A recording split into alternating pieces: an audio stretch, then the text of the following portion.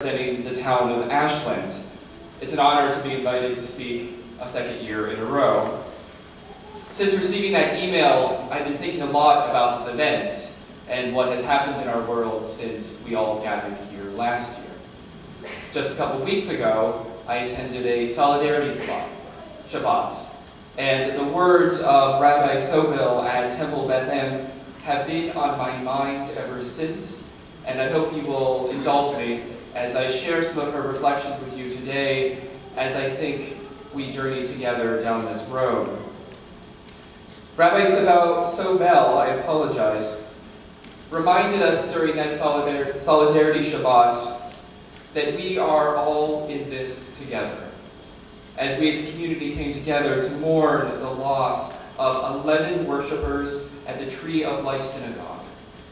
11 human beings murdered in their house of worship for being who they were, for being Jewish.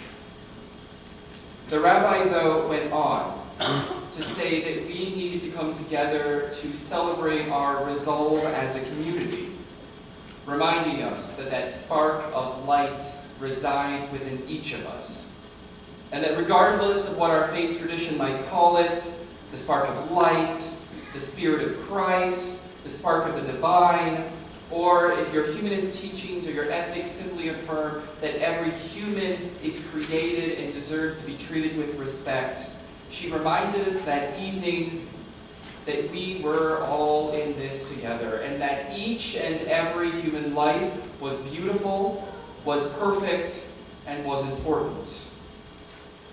She went on to challenge us, though, that if we actually share this belief, we must then take it to its rightful conclusion, that followers of all faiths and teachings alike must be concerned about the health and safety of their neighbors, be those their neighbors just down the road, their neighbors on the other side of the world trying to survive civil war, their neighbors journeying hundreds or thousands of miles to find a better life for their children, or our neighbors just on the other side of the country, killed in their homes of worship simply for being who they are. But if we accept that fact, our faith and our teachings call us to do so much more. As Jesus and prophets before and after him reminded us, we're called to clothe the naked, feed the hungry, and house the homeless. But Jesus and these great teachers never stopped there, as challenging as that may be in itself. They challenged us to ask ourselves what kind of world it is that we live in which there are children that go to bed hungry. A world we live in where mothers will walk with their children hundreds or thousands of miles to seek a better life. Great teachers throughout history have always asked us to look beyond the charity of clothing the naked or feeding the poor, but instead to do the real work of justice, the real work that must begin with questioning the system of oppression that creates the hungry and naked and homeless to begin with. Questioning any system that creates and strengthens cultures of hate and bigotry. These last 2 years have been hard, and I'm convinced that we are all going to be asked by our children and grandchildren in the not-so-distant future where we were when the world took this turn. When parents had children ripped from their hands at the border, our children are going to ask us what we did to stand up to a government that literally is sending troops to the border to put barbed wire along this arbitrary line between one nation and another nation, so that these very parents seeking a new life for their children have to go over barbed wire.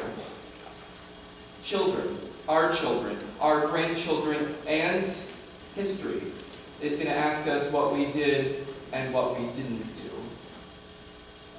These last 2 years have been hard, and we've all seen, and for far too many of us, we have witnessed and experienced the ripping apart of families, and the plucking of upstanding members of our community, even right here in Framingham, upstanding members of our community coming home from worship or leaving courthouses. And I'm concerned because in the face of this hate, in the face of this fear and utter lack of humanity, too many in our midst, too many in fear of offending the politics or perceived politics of the other, many in my position, fearful of what the next election may bring, have done little to nothing to protect our neighbors, even right here in Framingham and in our greater Commonwealth. We have all done far too little, as hard as that is to say, to protect families, to advocate for families, and to celebrate, share, and defend our shared values. I'm beyond disappointed. It's hard because of the work I do, but I go home every day disappointed, angry, and disgusted that we as a Commonwealth haven't done more to live into our values. We haven't done more, we haven't done enough to fight hate and fear. And while I'm proud of great work that organizations like the one sponsored today do, the great work of faith communities, the great work of so many of you in this room, you've been doing the work. And while I'm so proud of that, I am disappointed that we as a Commonwealth have failed to pass even the most basic protections for our immigrant community. This last year we put so much of our energy into passing the Safe Communities Act, a modest bill, and I mean modest bill, that would simply have prevented our state resources from going to enforce racist and bigoted immigration policies. But even here in Massachusetts, we couldn't pass that. We pat ourselves on the back a lot, say, in Massachusetts, because we're used to leading the country on so many things. But when it comes to advocating for immigrant families, your government has failed you and continues to fail you. We can do more. We must do more, and I know with your help we're going to do more, because our faith calls us to it, our ethics call us to it. Great faith leaders like Reverend Lloyd are here every single Sunday and every day of the week, reminding us that the work of justice doesn't begin and end with charity, but it's challenged by our faith, and it keeps us up at night, and it keeps us working. And while I am angry, and while I am afraid, I am also optimistic that you are all in this beautiful place of worship. We're going to sing, we're going to dance, we're going to celebrate, but we're going to remember that when we get up tomorrow morning, the work remains, and it's not getting any easier. It's an honor to represent you.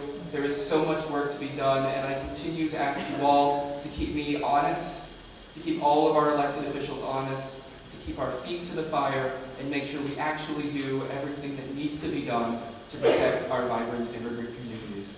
Thank you.